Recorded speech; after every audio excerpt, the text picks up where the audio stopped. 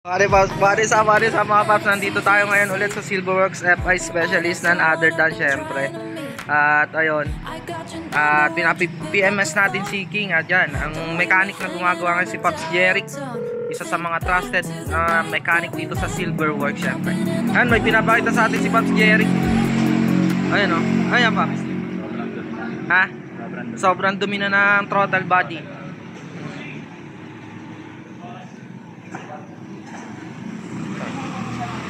So syempre Sir Alan, ayan, busy sa NMAX.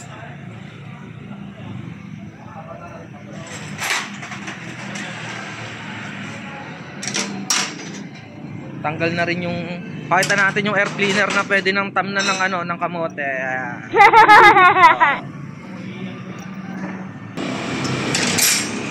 Tapos kung kailangan magbato, ito, meron pa tayong tirang coolant last PMS 2 years ago. Ayan yung ano, pausada dyan? Injector. Ayan yung injector, ayan. Ito yung FI. Ah, yan yung isasalang sa ano, Paps na? Sa effective.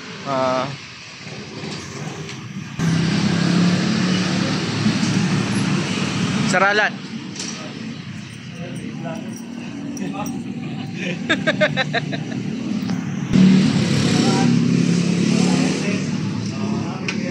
Injector. Ang cute ng kulay.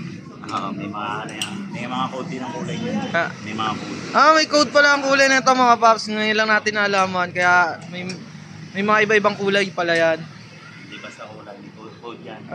Depende sa unit, no? Okay.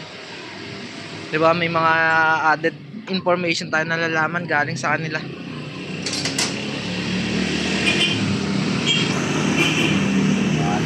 Lagi din ang throttle tayo. Parang manifold. Puro Latina rin Pas, kumain ka na ba? Kahit kumain ka na ba? Okay pa. Okay pa? Ay, sure, kumain ka muna eh. I think her husband is now connected via Facebook Messenger on the other line. His name is Okenwa Bright Oyebuchi. Hi, Ma'am Arlene. Hello.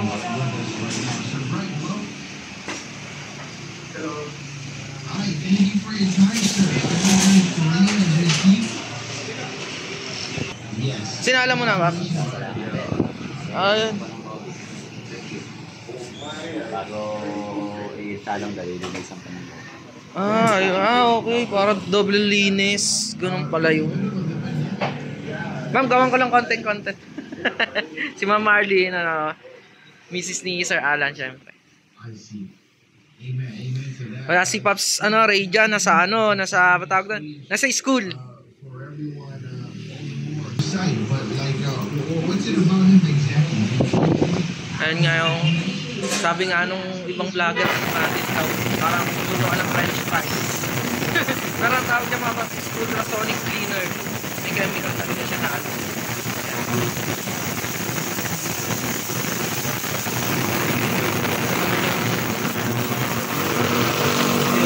Yung machine na bagay na picture ko na rin yan before. Picture na lang natin. Yan.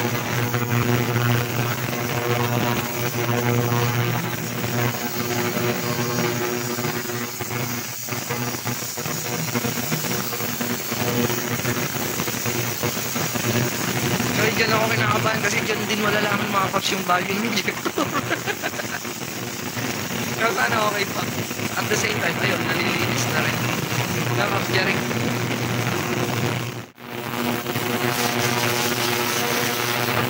Injector mga paps. Bata at pambili.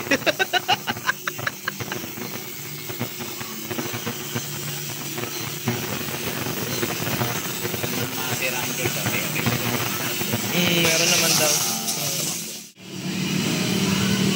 Ay, yung ano. Spark plug up, okay pa. Yan pag nasisira yan pag corrosion na.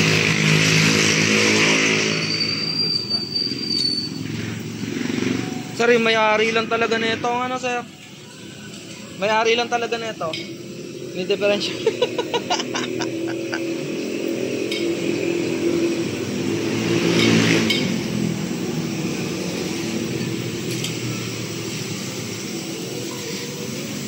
Kaya nabigla Pops Jeric yung dati nabigla Pops yung pagpalit ko dyan kasi nag spark plug reading ako. Tapos napansin ng tropa kong mekaniko din na maliit na yung ano. Yung tape. Oh, galing, nag-optimal na. Dati puti yan eh. Okay, Nag-optimal na. Kalawang na. Oo. Yan ang maganda. Maganda. Sir, nag-optimal na. Oo. Kung naging problema sa injector ko, alam ko, kulang ng ano eh. Isang buwit sa contact yan. Nakawala ka na. Sa manager ko sa ASR. Oo nga, sir. Sa lang, 48 na lang. 48. Tapos pangalawa sala. Nakalawan sala, mga 49. Huwag mo na pagawin yung isang tawal. Kaya yung pag-yun na. Gaya po. Utak na lang talaga ng rider nito ang ano, hindi optimal. Utak na lang ng rider sir nito hindi optimal. Oh. Sir? Baka hindi ako makasama? Pag Jeric, papalitan natin to. November. Okay pa. Oo. Kasi pinapalitan sa akin, nakita niya maliit na yung gitna. Kaso nga lang, hindi ayun yung ano, hindi ayun yung iba yung mas Palitan na rin natin yung ano. talagang. Oo. Ayun, tuwa kayo na rin. Ah. Yung pang-Yamaha. I-spare ko na lang to. Oo, yan ang pang reserva. Oo. Kuha na tayo ng bagong spark plug. Tsaka air clean.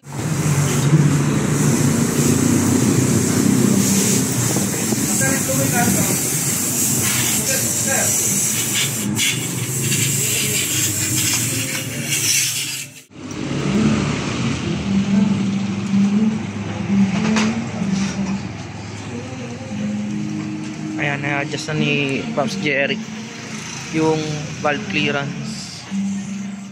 Padagdag na rin tayo ng ano, konting coolant. Yun lang yan, dapat sa level lang.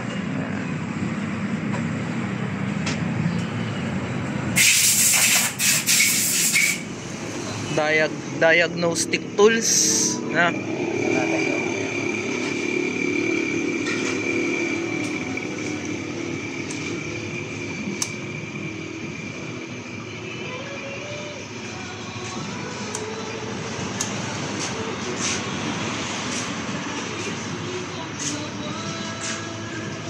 Trouble.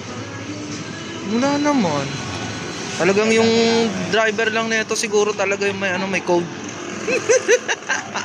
Para yan na para natin. I-erase natin para mag-refresh talaga.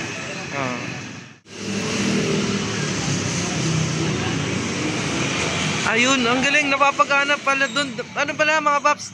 Pwede rin i-check yung pan through ano, kung gumagana pa yung pan through diagnostic tool na paps na, Pops Jeric, no? Yun. Galing, ayun, no, nagana yung pan, no? Oh. Diba? Dagdag kaalaman natin yan mga paps.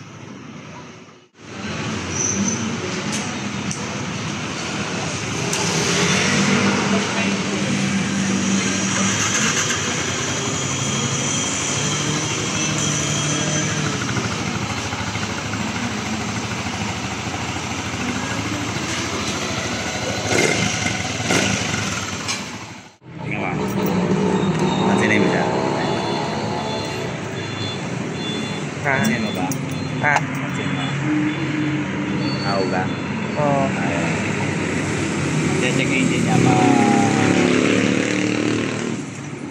Minsan dyan. sabihin na kasi nawawala yung ano, supply ng charging.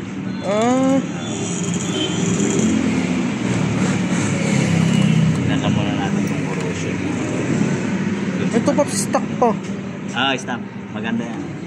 Tagal na, 2017 model, hindi pa ano. Ganun pa talaga minsan, Paps? Sinaswerte.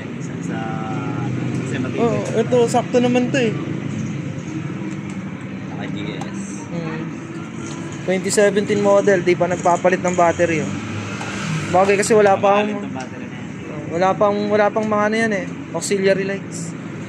Yung GS nga na pang radar, 150 yung medyo malaki dyan. 3,000.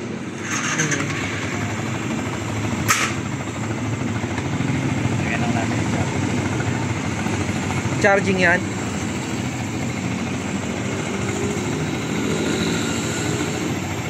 Okay na. 14 volts. Meron na. Sakto naman na.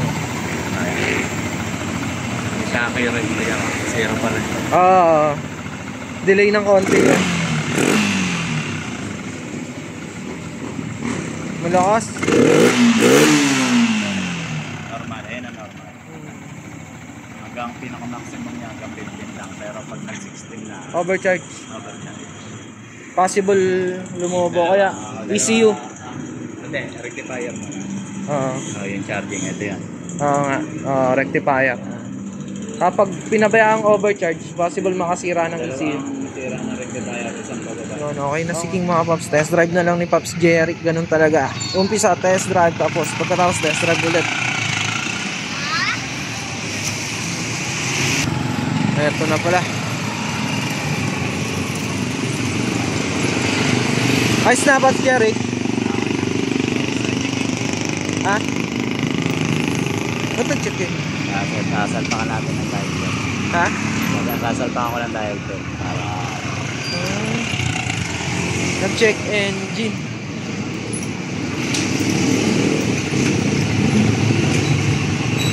makainin yung nasabi mong lumalabas Oo. na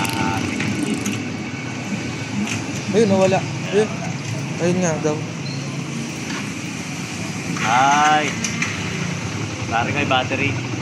Ha? Oo, nag-a-adapt na eh. Ah, Battery mo na ang ano yan. Wala na naman. okay. Susunod na lang. Kasi nag-ano na siya, yung alam mo yung kumukurap na. Ah, Kumukurap na siya. oo. Oo, yung parang hinana niya ng bumibigay. Pero kaya niya pa. Kaya pa. Pero bumibigay na. Battery. Oo, battery. Okay, susunod na lang. Oo, Susunod ikaw, na ano. Magcha-charge siya ng kata, okay na naman. Oo. Ano na yan, nakakasira na yung Ferrari sa loob. Hindi ang Ferrari kasi sa loob. Pasulit na eh, ilang milyon taon na yun. Ayan. O, pipilihin mo. Dito. Sige. Thank you, Paps. Sabay na tayo. Sa Paps Jeric. Sa niya. There's someone I've been trying to meet. I got your number, won't you pick up the phone?